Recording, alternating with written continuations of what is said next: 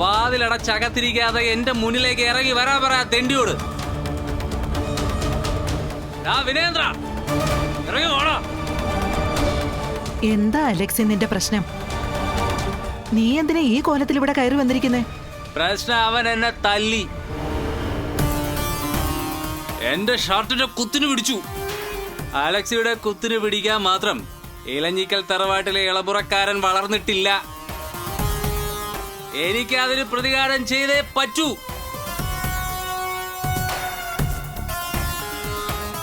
എന്നാ പിന്നെ ഇപ്പൊ തന്നെ ചെയ്തു കളയടാ. ഓ മോനെ വേണ്ട, വേണ്ട മോനെ, അങ്ങോട്ട് പോണ്ട. വേണ്ട മോനെ, പറയുന്ന കേക്ക്. നീ അകത്ത് കയ്യിന്ന് വിട് രണ്ടാളും. ഇല്ല, ഇപ്പൊ നിന്നെ പുറത്തേക്ക് ഇറങ്ങാൻ ഞങ്ങൾ സമ്മതിക്കില്ല. മോനെ, അവൻ വന്നിരിക്കുന്ന ബോധമില്ലാതെയാ. കൈ വിടാനാ പറഞ്ഞത്. പാതിരാത്രി വീട്ടിൽ കയറി വന്ന് സീനുണ്ടാക്കാൻ നോക്കിയാ ഞാൻ ക്ഷമിച്ചെന്ന് വരില്ല. നീ പോവാൻ നോക്ക്. പോടാ പുല്ലേ. ഞാൻ നിന്നെ ക്ഷമയാചിക്കാനൊന്നും വന്നതല്ല. നിന്നെ നിന്റെ വീട്ടുകാരുടെ മുന്നിൽ വെച്ച് നാണം കെടുത്താനാടാ ഞാൻ വന്നത്.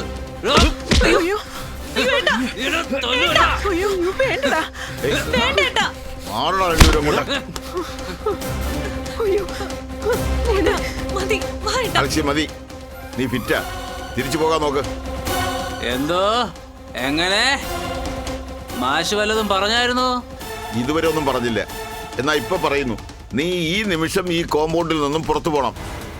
ഇറങ്ങി പോടാ. മുത്തശ്ശ,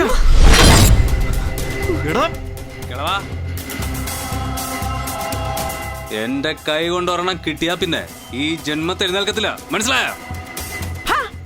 നാവടക്കടാ തോന്നിയാസി.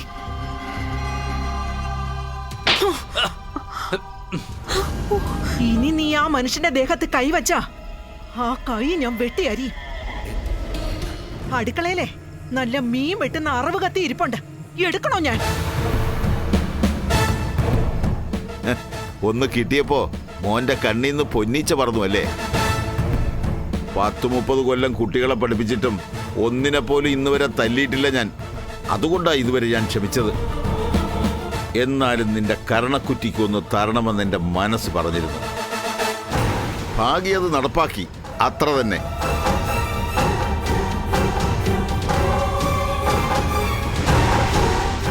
നീ ചെവിയിൽ നുള്ളിക്കോവനെ. തള്ളയുടെ പ്രായമുള്ള സ്ത്രീക്ക് ഞാൻ ഒരെണ്ണം കൊടുത്ത അവര് വീണ് ചത്തുപോവും. എന്റെ കൈ കൊണ്ട് ആ പാപം ചെയ്യേണ്ടെന്ന് വെച്ചിട്ടാ. പക്ഷെ നിനക്ക് ഞാൻ ഈ കിട്ടിയതിനു കൂടിയുള്ള മറുപടി തന്നിരിക്കും ഉടൻ തന്നെ.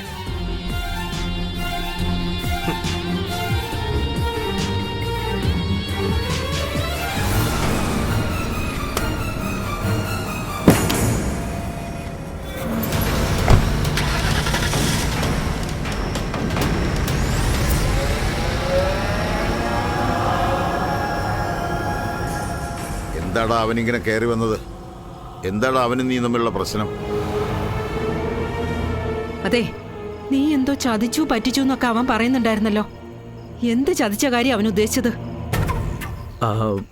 അവൻ വെറുതെ കള്ളു കുടിച്ചിട്ട് തലക്ക് കയറിയതാ. മുത്തശ്ശ, നാളെ ബോധം തെളിയുമ്പോ എല്ലാം മാറിക്കോളും.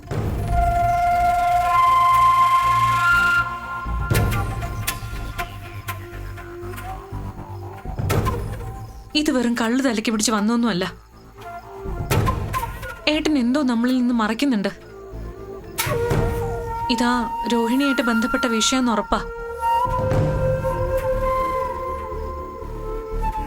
ഫ്ലവേഴ്സ് ടിവിയുടെ സ്മാർട്ട് ഷോയിൽ പങ്കെടുക്കാൻ നിങ്ങളെ ക്ഷണിക്കുന്നു. ഉടൻ തന്നെ ഈ നമ്പറിലേക്ക് വിളിക്കുക. 7593829838. ഫ്ലവേഴ്സ് സ്മാർട്ട് ഷോ ഉടൻ വരുന്നു ഫ്ലവേഴ്സ്.